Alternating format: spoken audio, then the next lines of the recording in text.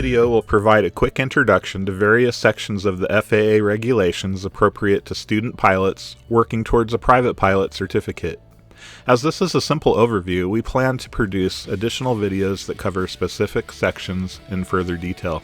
Current regulations are available at the FAA website, www.faa.gov. Links are provided in the description box. Regulations are also available in printed form from various publishers. Sometimes having a physical book is nice, but be aware that they are only current as of their publication date. CFR 14 is the section of United States federal regulations that apply to aviation.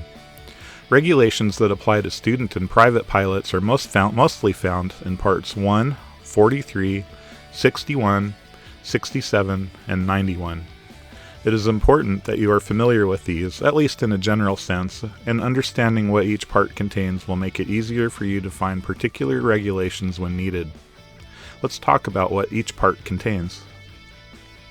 Part 1 contains definitions, abbreviations, and rules of construction.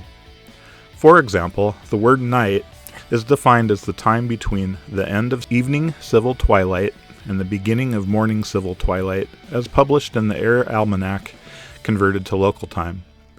This is pertinent for things like logging nighttime or when equipment for operations at night are required.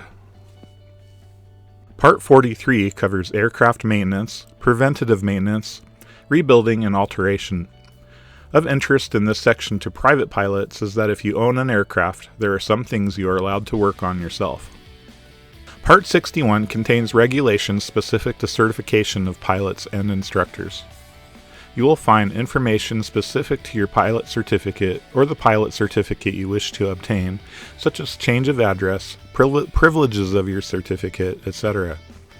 Testing procedures are covered in there, as are specific flight and knowledge requirements for the certificate that you're seeking.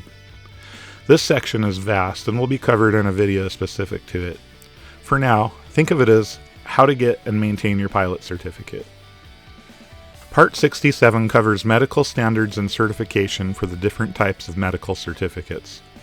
For instance, for a third-class medical, it specifies that you are required to have the ability to perceive colors necessary for the safe performance of airman duties. While this section provides an overview, medical issues that may disqualify you from obtaining a medical are best discussed with your designated medical examiner. Part 91 lays out general operating and flight rules. We kid around and say that if Part 61 is how you get your pilot certificate, Part 91 is how you can lose it. In it, you will find things like airspace, fuel requirements, equipment requirements, and many other subjects. We plan to produce videos that discuss many of these items specifically. Thank you for watching, and we'll look forward to seeing you in our next video.